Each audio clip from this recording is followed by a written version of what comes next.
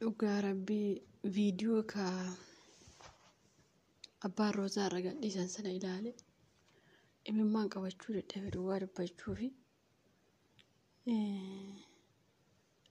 jaartiin akkanatti yeroo boohanii baay'ee takka nama gaddisiisan. Dhugaa rabbii akkoo isheetii warra guddisanii mee amma ani afaan kiyya keessaa kana jedhee dubbachuu dadhabe malee an dhugaa rabbii Roozaa kana ergi mucayyoon kaleessa ulfaa sun hiriyyaan ishee keekatti marzii naqxee fiddee ergi walolanii ka'anii araaramanii sana anillee Roozaatti waa shakke.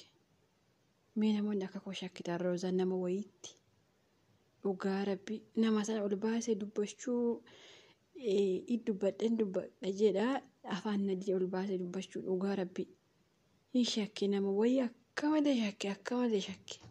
Dhugaa rabbii isinitti waa'ee Roozaa kana akka malee shakke nama wayii. Obsa dhabe bakka hin dubbeen gadda viidiyoo wayii hojjette hin dubbadha jedhee suma dhiise. Gaafa viidiyoo kaleessa mucayyoo ka ulfaa sana Saawudii kana keessatti natti fakkaata. Ka wallolanii ka'anii araaramanii immoo keekatti marzii fiddee nyaachiftee wanti goote ajjeesiste. Maal beektu yeroo tokko hiriyyaa faana wallollee yookaan jaalallee irratti haa ta'u lola guddaa injiraami jireenya irratti haa ta'u waa tokko irratti haa ta'u hinaaffaatiin haa ta'u walloltanii kaatanii waggaa dheeraa walirraa turtanii walitti deebitanii nama sana faana keessan akkamittiin boqonnaa argatee jiraatame. Amma mucayyoo ulfaa kaleessa asii reefu ishee biyya haa galu jechaa jiran kuni. Naa kanaaf ani dhugaa rabbiin naaf haa dhiisu ani akka malee shakkee Roozaa kana. Nama wayiitti shakkee dhugaa rabbii. Isinillee ni beektu namitti osoo maqaa'ee koomentii jalatti illee ijoolleen baay'een barreessaa jiru beekaatu wacaaji'ee jechuun itti dhaadachaallee turte. Namni beeke diinni kee gaafa simiidhuuf ka'u ofii qaama dhufee simii barra. Miidiyaa irratti illee mucayyoon sun maal jecha turte siisiira bakka walii iifneerraa. Ani kana booddee iifama sii godha waa'ee kun dubbatiin jechuun turte. Ani waa'ee iifamuu warra wanti yoo kana dhugaa rabbii. Ergi mucittii kaleessa ulfaanii akkana taate biyya Arabaa kana keessatti hiriyyaan ishee waggaa meeqa waliin jiraatanii waliin nyaatanii indi ati maaddii tokkorraa nyaattee uudee akkamitti immoo deebitee walii dhiifne jettee marzii walii laatta. Dhugaa rabbii mucittii kaleessaa sana yaadadhe Roozaallee yaadadhe. Roozaanillee akkanuma diina qabdi. Dhugaa rabbii isinitti hima Roozaan diina qabdi. Beektu isinillee namitti. Koomentii jalatti illee ijoolleen barreessa jirti.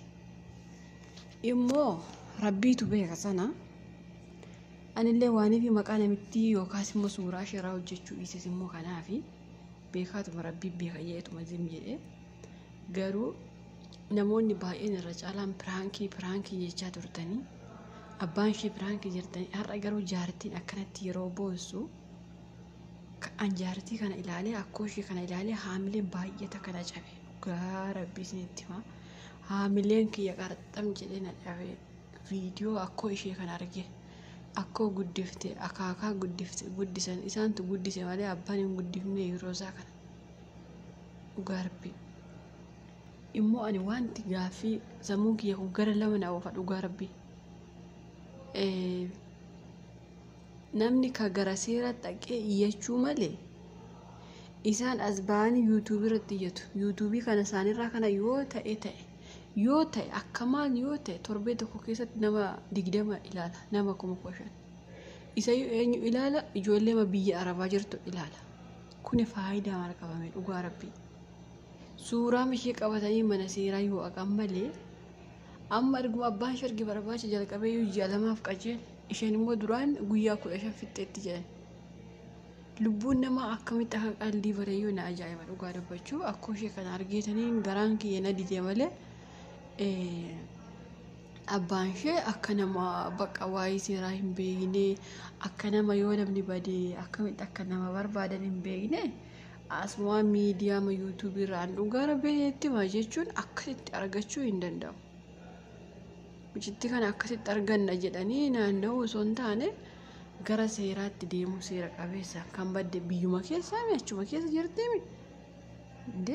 Shaashamannee sana keessa manuma seeraan deemanii bakka isheen turte jaruma sana hin qabsiifatanii.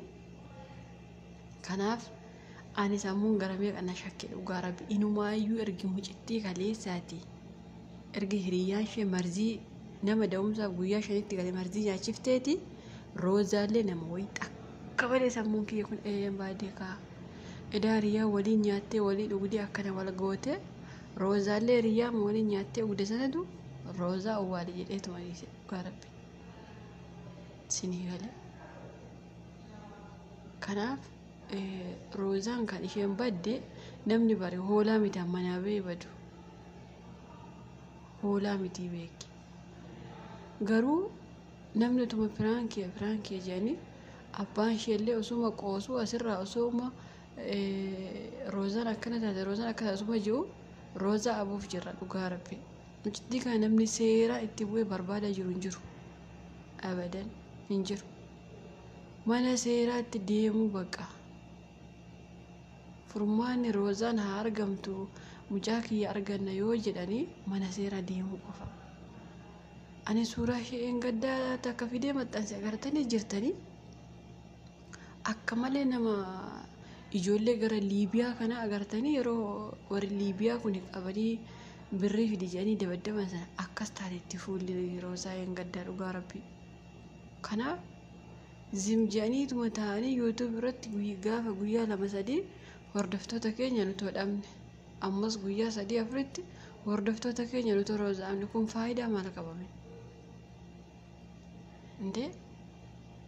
Namni kallattii nama walitti yoo buutellee namni sun kallattii sitti dhufuu beeki. Ati namuma sanarraa ofirraa eeggachuu beekta malee garuu namni sun namuma naannoo keessatti bita. Namuma ati faana jiraattu sitti bita. Ati nama sana baqatta garuu. Kanaafuu namuma abbaa manaa roozaa faana jiraa abbaa manaa ishee obboleessa abbaa manaa ishee faana jiraachaa turte gibbii keessa tokko jettanii isuma qaba. Innumti qabamuu qaba bakka innumti mataan isaa shakkamaadha. Namni gibbii isaa galu akkamitti bada? Eessa dhaqe? Haadha manaa obboleessa isaatiimi amaana isatti kennamteemi eessa jiran? Kanaafuu akkanumatti as deebitanii asirratti jaarsaaf jaartii kanallee fiddanii haamilee keenya nu cabsitan dhugaa rabbiin akka malee haamileen kiyya na cabee imimmaan jaartii kana argee dhugaa rabbi isinitti hima. Fi kiyyallee imimmaan qabachuu dadhabe. Qaldiimatti nama abuu jalqabne jechuudha dhugaa rabbi. Jechuun yeroo tokko fa'aa qoosaa natti fakkaataa yoo barasuma viidiyoo hojjedhuyyuu qoosaa wayii natti fakkaateetuma calja'a. Dhugaa rabbi yoo hojjedha garuu qoosaa natti fakkaata akkuma isinuu piraankii jettan anillee dhibbaa hin amanuu jechuudha yeroo hunda. Har'a garuu kan jaartii kanaaf akka jaarsaa argee baay'ee takka rifadhe.